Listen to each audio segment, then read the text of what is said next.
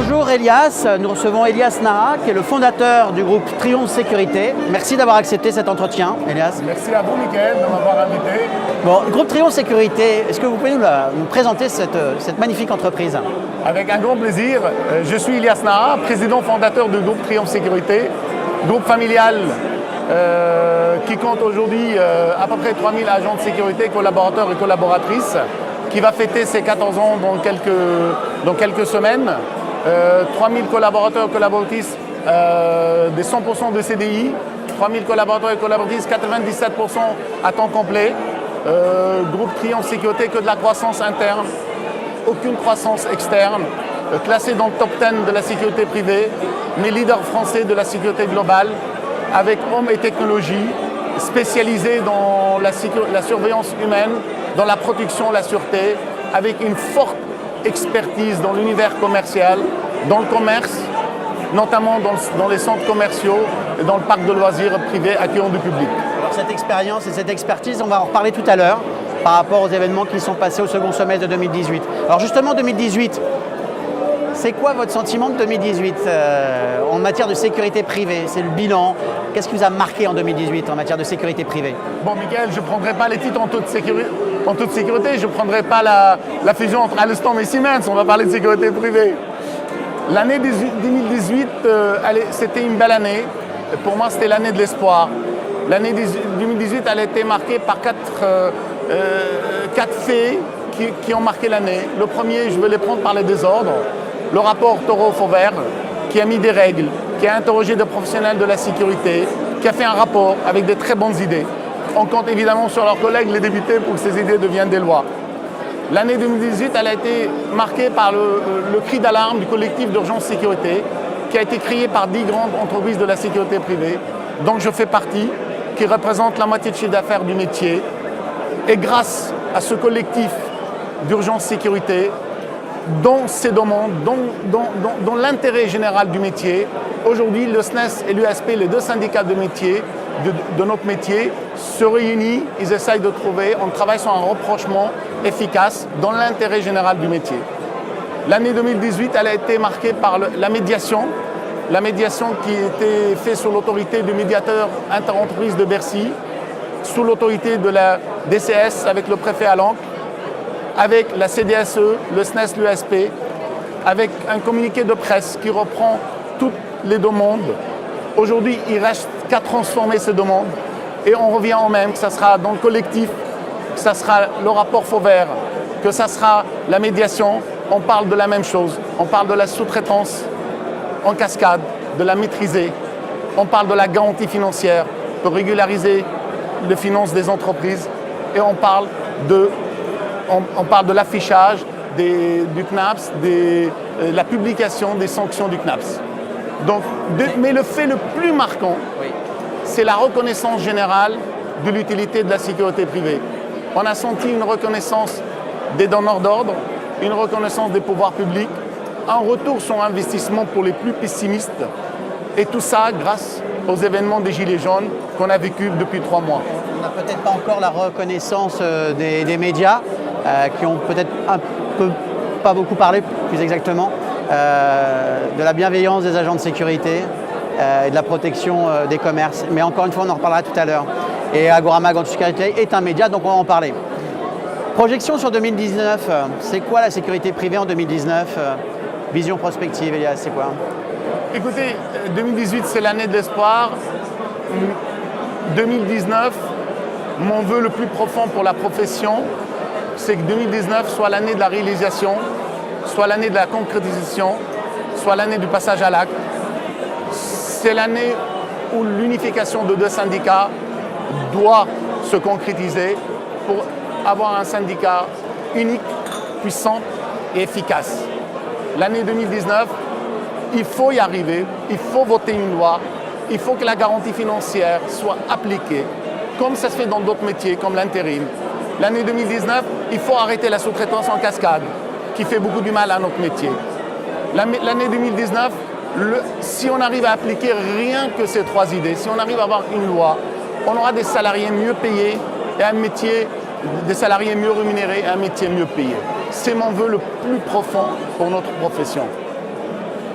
Elias. Alors on va maintenant reparler des événements de 2018.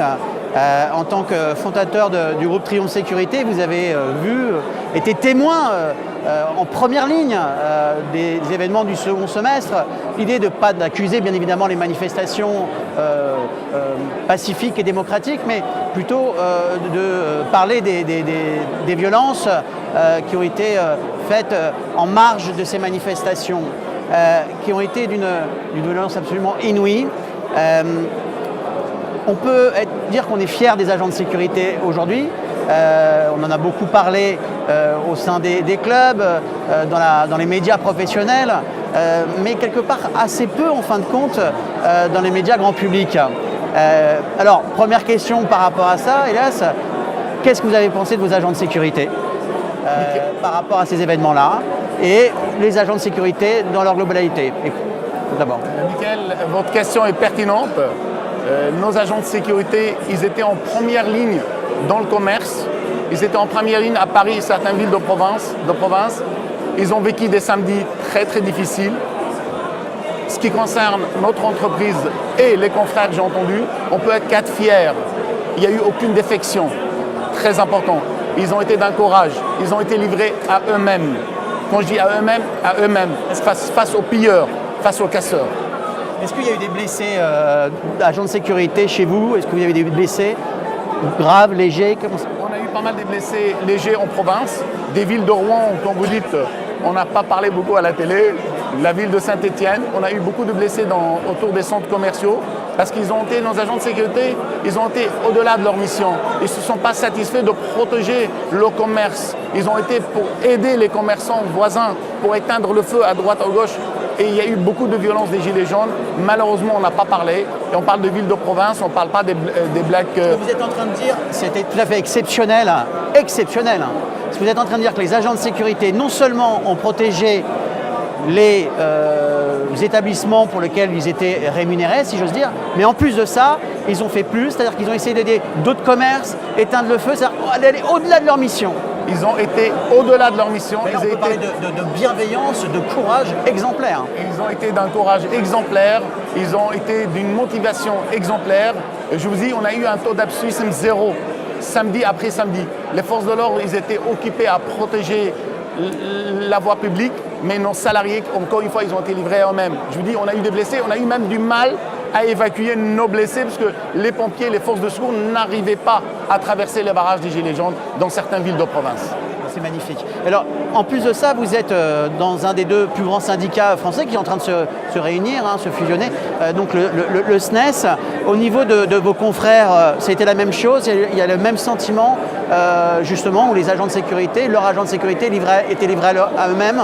Oui, je crois que le cas était complètement général sur Paris, certaines villes de province. Les agents de sécurité, ils étaient livrés à eux-mêmes. La DCS, quand elle a pris compte fin décembre de la situation de nos agents, depuis, on a des éléments 2 jours avant les manifestations. On arrive à voir un petit peu où ça va circuler, d'où ça va passer les manifestations. Et c'est vrai, il y a un petit peu plus d'informations depuis quelques semaines. Mais pendant 2 mois, on était livrés de A à Z à nous-mêmes, face aux pilleurs, face aux casseurs. Et je peux vous dire, les médias, ils n'en ont jamais parlé, mais je peux vous dire, on en a eu et on a subi. Et là, c'est la preuve par A plus B qu'il faut vraiment une convergence, une communication beaucoup plus importante entre la sécurité publique et la sécurité privée. C'est le continuum, c'est le projet cher aux deux ministres de l'Intérieur qui sont passés avant le futur ministre de l'Intérieur. Bien évidemment, la sécurité privée, elle a un grand rôle à jouer, elle a un grand rôle dans le continuum de la sécurité privée, dans la sécurité publique et privée. Et aujourd'hui, il fallait attendre malheureusement les attentats de 2015 pour rendre hommage. Il fallait attendre l'heureux 2016, mais à chaque événement, et avec les Gilets jaunes, ça fait 3 événements majeurs en moins de 4 ans où la sécurité privée, elle a prouvé qu'elle a le niveau, qu'elle a le potentiel, qu'elle a le courage. Elle a juste besoin d'être appuyée, elle a juste besoin d'un législateur qui prend en compte ses demandes, elle a juste besoin d'une protection. Il faut savoir que nos agents de sécurité, ils n'ont aucune protection juridique aujourd'hui. À chaque événement, la sécurité privée en France, elle a été présente et plus que présente, elle a été au-delà. Bravo. Bravo Elias, merci pour cet entretien tout à fait exceptionnel. Vous avez peut-être un autre mot à dire par rapport peut-être à l'événement de ce soir et au Gala de la sécurité, puisque vous savez que ce soir on va rendre hommage lors de cette 8e édition du Gala de la sécurité aux agents de sécurité. Voilà. J'avais prévu, si j'ai l'occasion de prendre la parole, de rendre hommage. Et quand j'ai vu dans le mail d'Anaïs qu'on parle d'hommage aux agents de sécurité, ça m'a fait chaud au cœur. Sans eux, on n'est pas là aujourd'hui. Et je crois que c'est le plus important pour moi ce soir, c'est cet hommage rendu à aux agents de sécurité de la profession en général, qui méritent vraiment une vraie pensée positive de la part de tous les dirigeants des entreprises. Merci Elias. C'était Elias Nara qui est le fondateur du groupe Trion Sécurité.